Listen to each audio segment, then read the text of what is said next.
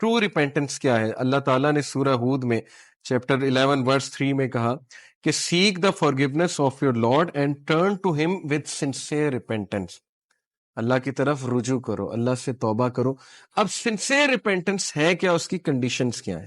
اس کی چند ایک کنڈیشن اسکالر نے بیان کی ہیں، وہ میں آپ کے سامنے رکھتا ہوں. Number 1، immediate cessation of the sin, کہ فوری اسی وقت اس گناہ کو چھوڑ دینا، ویٹ نہ کرنا. یعنی آپ کسی ایڈکشن میں مبتلا ہیں، ٹرائی کریں اسی وقت اس گناہ کو چھوڑ دیں. جب آپ کو ریئلائز ہو گیا ہے گناہ ہے، توبہ کی، اس کو گناہ کو چھوڑ دیں اس وقت. Number 1. Number 2، regret for what is past, ندامت شو کرنا، ریگریٹ شو کرنا، لیکن اتنا نہیں کہ بندہ ڈی موٹیویٹ ہو جائے. اوور پروکراسٹینیشن، اوور ندامت جو ہے وہ پروکراسٹینیشن کی طرف لے جاتی، پھر بندہ ایکشن کی طرف نہیں آتا، ہر وقت نادم ہوتا رہتا ہے، نادم ہوتا رہتا ہے. اس سے کیا ہے کہ اس کی ول پاور کم ہوتی ہے، اور گناہ کا بہت تعلق ول پاور کے ساتھ ہے. نادم ہونا اچھی بات ہے، لیکن اتنا زیادہ ہوں گے تو ول پاور ٹوٹے گی. ول پاور جب ٹوٹے گی تو شیطان مزید اٹیک کرے گا، شیطان پھر گناہ میں مزید لے جائے گا. بلکہ ڈیفenس میکنزمز ہمارے برین بناتا ہے، ہمارا برین بہت بلا قسم کے ڈیفenس میکنزم بناتا ہے گناہ کے لیے. بس ہمارے برین میں ظاہر ہے ہمارا ایک نفس ہے، نفس ہمارا، اس کے پاس پھر بہت زبردست ڈیفenس میکنزم ہوتے ہیں گناہ کرنے کے.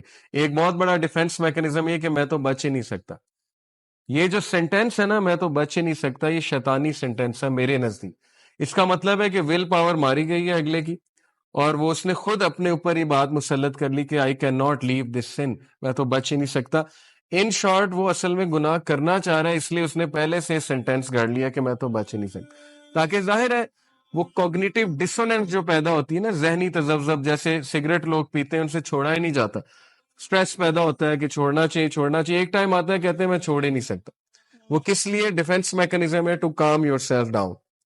تو regret for what is past, نادم ہونا بہت ضروری ہے. ندامت، میں آپ کو ایک خلیفہ کا واقعہ سناتا ہوں. میرا گمان ہے کہ عمر بن عبدالعزیز ہیں، لیکن آئی کوڈ بی رانگ، اس لیے میں صرف کہہ رہا ہوں کہ ایک خلیفہ کا واقعہ. ایک خلیفہ تھے، ان کا پاسٹ کچھ ایسا تھا کہ وہ بہت ہی پراؤڈ قسم کے پرنس تھے، امید کیلف تھے، اور اتنے پراؤڈ تھے. امید ظاہر ہے کہ ان کے پاس دولت بہت زیادہ تھی. اتنے پراؤڈ تھے کہ ایک بار انہوں نے اپنے سلیو بوائے کو کہا، اپنا جو وہ تھا لڑکا تھا یا جو بھی تھا بندہ تھا، کہ مجھے پانی پلاؤ، تو وہ بھول گیا پانی پلانا. اب اتنا پرائڈ تھا، اتنا غصہ تھا کہ انہوں نے اس بندے کو جو غلام تھا دھوپ میں کھڑا کروا دیا، اور دھوپ میں کھڑا کروایا. اس کے بعد بھول گئے یا جو بھی ہوا، وہ بندے کی ڈیتھ ہو گئی دھوپ میں کھڑا ہونے سے. یعنی صحرا میں دھوپ میں کھڑا کر دیا کہ اس کی جرت کیسے ہوئی کہ اس نے مجھے پانی نہیں پلایا، یہ بھول کیسے گیا میری خدمت کرنا. اس کے بعد وہ کیلف بنے، میرا گمان ہے عمر بن عبدالعزیز. اینی وے، اس کے بعد وہ کیلف بنے، اللہ نے ہدایت دی، اسکالرس کی محفل میں بیٹھتے تھے، اور ظاہر ہے کہ ان کے بارے میں اسکالرز یہ بات کرتے تھے کہ ہی از جسٹ لائک عمر بن الخطاب، یعنی ہی از دا ففتھ رائٹیسٹ کیلف، ان کے بارے میں یہ بھی کہا جاتا تھا. اور اتنے ان کے صدقہ جاریہ ہیں کہ میں آپ کو بتا نہیں سکتا انہوں نے کیا کیا چیز جاری کی امت مسلمہ کے لیے. لیکن اکثر ایک اسکالر نے انہیں جو ہے وہ دعا دی کہ کہتے ہیں میں گواہی دیتا ہوں کہ آپ جنتی انسان ہیں. ایک اسکالر نے انہیں کہا، تو ہی اسٹارٹیڈ ٹو کرائے، اور بہت روئے. تو اسکالر نے کہا کہ آپ کے رونے کی وجہ نہیں سمجھ آئی، یہ تو میں نے اچھی بات بتائی ہے. تو ہی سیڈ کہ how can I go to جنہ when he stands in my way, میں کیسے جنت میں جاؤں گا جب وہ شخص میرے سامنے کھڑا ہوا ہے، میری رکاوٹ ہے. یعنی نادم ہونا ندامت ہے، حالانکہ آئی ایم شیور اللہ تعالیٰ نے انہیں فورگیو کر دیا ہوگا کیونکہ ہی ایکنالجڈ ہز سن.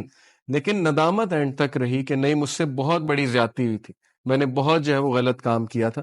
سو ندامت ہونا یہ اچھی بات ہے، یہ ہمیں ہمبل کرتا ہے.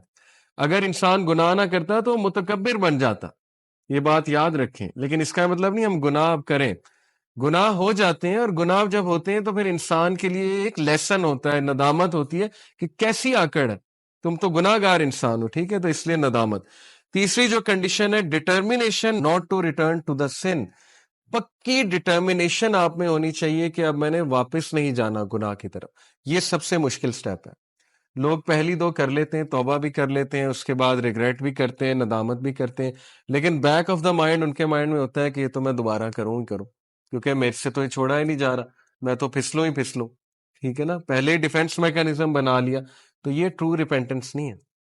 لیکن ہیونگ سیڈ اٹ، شیخ صالح المنجد کا آپ کو فتویٰ بتاتا ہوں.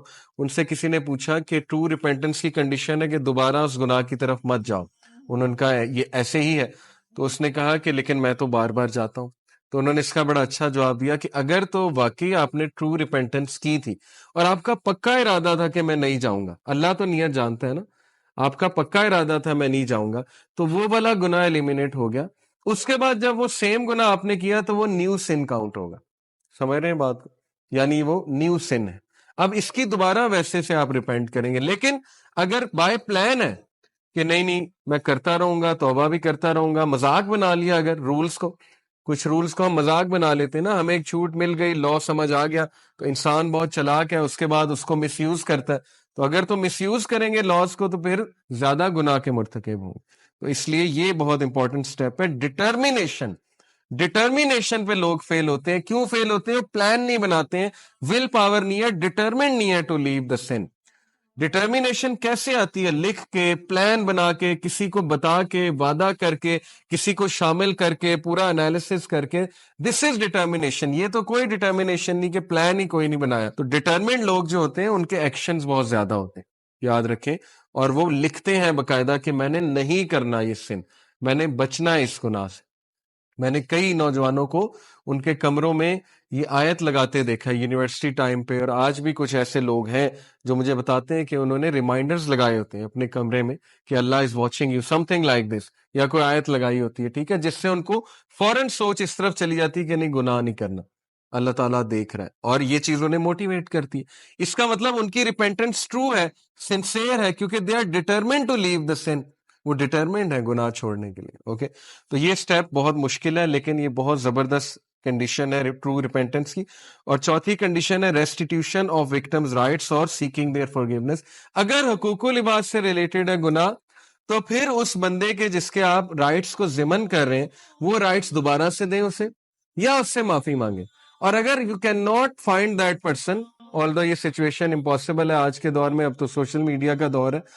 مثال کے طور پہ بچپن میں کسی سے زیادتی کی، آج آپ کو نہیں سمجھ آ رہی، تو آپ جو ہے وہ آپ کو مل بھی نہیں رہا وہ بندہ، تو پھر اس کے بارے میں کہ صدقہ کریں اور ظاہر ہے کہ اللہ سے مغفرت طلب کریں. لیکن یہ پاسبل نہیں ہے، سوشل میڈیا کا دور ہے، لوگ مل جاتے ہیں.